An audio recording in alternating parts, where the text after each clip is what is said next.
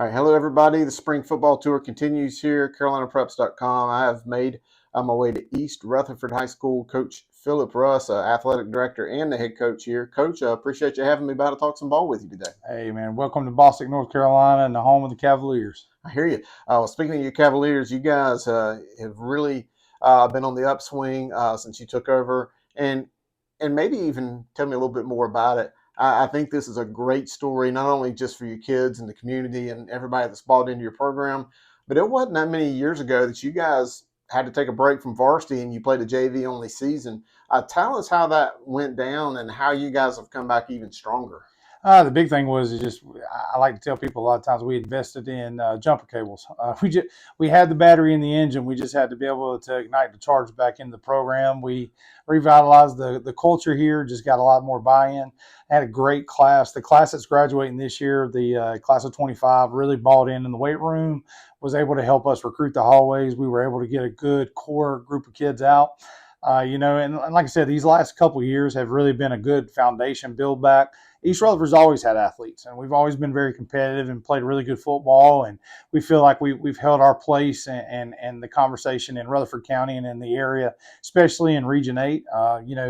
But moving into it, we just restructured how we ran the weight room, hired a strength coach, really got more involved in summer and competing with everybody.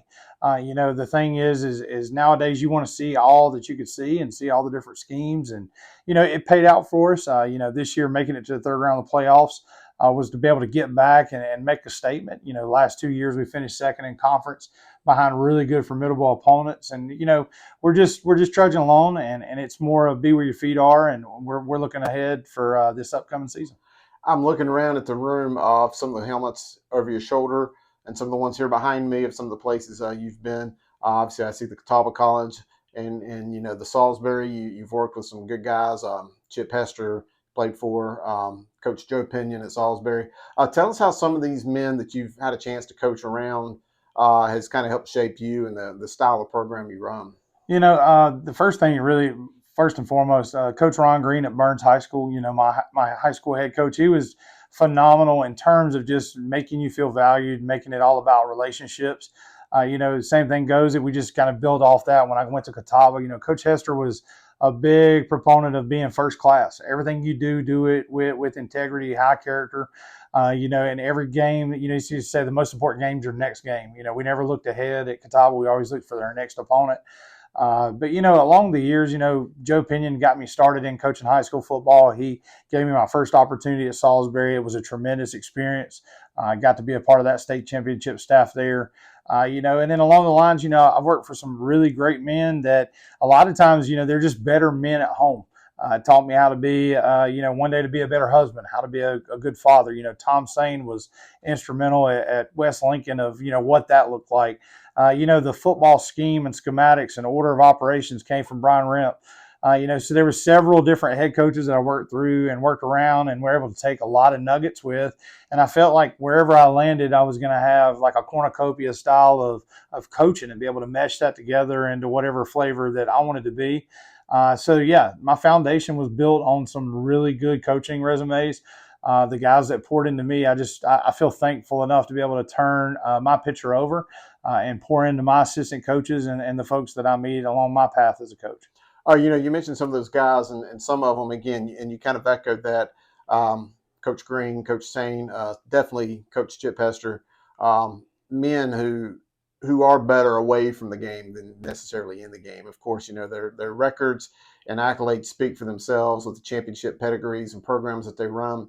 But, a thing that's always been important to me, and of course, here at Carolina Preps, I do power rankings, you want to cover and talk about the teams that win, but in reality, football is bigger than just Friday nights. It's a microcosm of a lot of aspects of life, and, a lot of what you do may or may not show up on the scoreboard in your upcoming season, but it certainly helps build better young men and women and people attached to your programs who will go off and become fathers and maybe coaches themselves. How do you see that and just investing in the kid versus just necessarily trying to get a win out of them?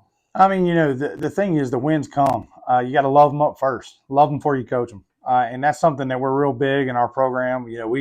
We like to think that word is overly used inside the walls of our field house and in practice. I mean, we're going to coach them up, but I feel like if the kid knows you love them and they know that you care first, then I feel like the level of coaching can be accelerated, and you can reach new ceilings. I mean, and that's the thing every day is there's going to be days we all have bad days.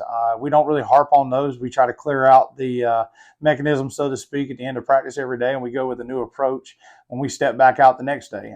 So building the whole 360 kid is the big thing. We brought in so many different assets into our program. I like to brag a lot of times on our program just because we have resources that maybe some schools don't. I mean, a lot of times in North Carolina, you don't have a strength and conditioning staff. You don't have a team chaplain. You don't have mental health and mental game coaches. I mean, we bring folks in and around our kids. We have military folks come in and not only just do the physical stuff, but talk about just how to be a leader mentally and how to go push through hard times.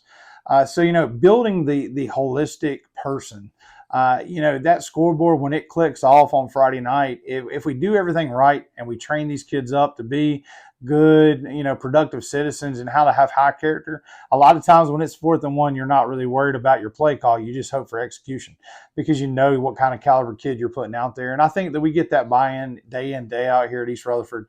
And it's reflective in all of our programs. I mean, it's not just a football atmosphere here. A small school means we share athletes. I mean, I've got kids that are currently starting the baseball playoffs. I got kids running in the regional track meet. So, big picture is we share everybody. So we all kind of are in a collective arm-in-arm approach. And at the end of their career, senior year, when they get to the end of the year, they're going to graduate. They're going to do a diploma, whether they go to trade, college, military, whatever they choose to do. They're going to have a stamp of East Rutherford on them that they'll carry out through their whole life. And we hope that when they look back and they see that there were some instrumental pieces that was kind of implemented into them here. Okay. Well, let's talk now about this upcoming season. Again, you guys had a tremendous run last year, incredible playoff run. I know you bring a lot of those guys back. Now you have an opportunity to go through the spring workouts and do some evaluation and maybe some of the young up-and-coming guys as well as just some installation. Tell me what it is you most are able to get out of these spring practices and hopefully springboard them into preparation as we go into the season later this fall. We've taken a different approach, and it's something that I've clinicked about, talking across the state and talking, in different clinics is we take spring ball in North Carolina and we implement our run game. So we're working on right now run fit, both offense and defensively. So like everything in spring, these 3 weeks that we get to do spring practice, it's all about the run game.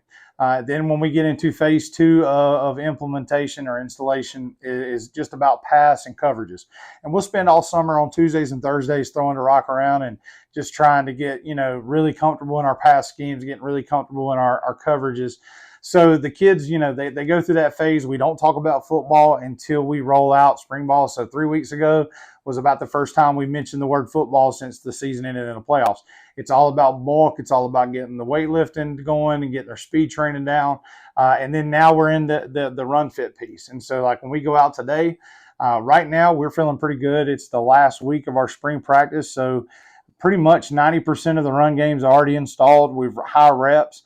So we're able to get a lot of, on air, on bag, and get some good work in there. We'll go the last 10 days of the semester. North Carolina kind of shuts that down for exams. So we'll promote the academic side of things. And then when we start summer, we'll go out and have our summer lift. We'll start throwing in the pass package. And then when we get August, we mesh it all together, melt it into what we're going into for 25. New conference, new classification. East Rutherford's now 3A.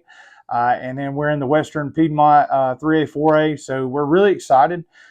We think there's going to be some new challenges in this league. We picked up some opponents we're not very familiar with East Burke and High Brighton and West Caldwell and Drone. And we bring some familiarity with us. We bring our conference opponents from in-county.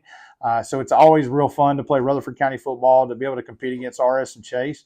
But we also bring in Patton. So it's going to be a fun league. There's a lot of great coaches in that league, a lot of experience. And so we're looking forward to that challenge and be able to piece that. I think our non-conference schedule's the big bite on the fork per se. I mean, we open up with Asheville on the road. We go down to Blacksburg in South Carolina and play those guys. And then we come back home and we open up the home stretch against CPLA. which is out of Jamestown, North Carolina, a new little charter school. So we're really excited about those challenges. Think that's going to get us set up pretty good in the RPI, and especially with the new playoff format that they just released this week. Oh, well, finally, who are a couple of the guys, maybe some returners as well as maybe some fresh faces, fans here in Boston should look out for? I think everybody knows that we're going to have a really good 1-2 punch. Landon Flynn at quarterback, he's been our Q for the last 3 years on varsity. He's going into his senior campaign. Got a lot of schools looking at him. He throws a really good ball, really spots it up well into the secondary, finds the holes, hits his windows. Brandon Pinkerton comes back as our offensive player of the year from this previous conference. He's a terror at running back, but he also plays outside linebacker. Jason Arrowwood plays defensive end. We're going to use him like a hybrid a little bit more this year, try to find new ways to get him the ball. Probably C.J. Jackson, Jalen Hinton. That's going to be your explosive guys that you're going to see a lot. Mr. Catch Everything is probably going to be Matt Pinkerton. He finds a way to catch balls, make big plays. But probably off the cuff, the guys that we're expecting big years from, the new faces per se, Jakir Mooney, Tayshawn Whitesides.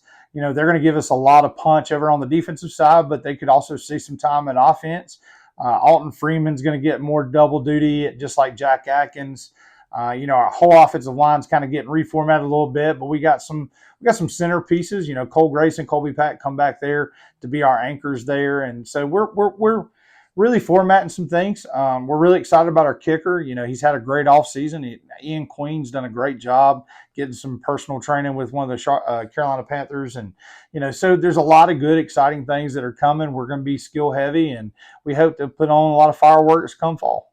Coach, exciting things here around the team. I know you guys are looking forward to the season. I appreciate you having me here, the hospitality, and talking some football with you. And wish you the best of luck this upcoming season. Yes, sir. And thank you for what you do and what Carolina Preps means to the state of North Carolina, South Carolina, and promoting high school athletics. Thanks, Coach.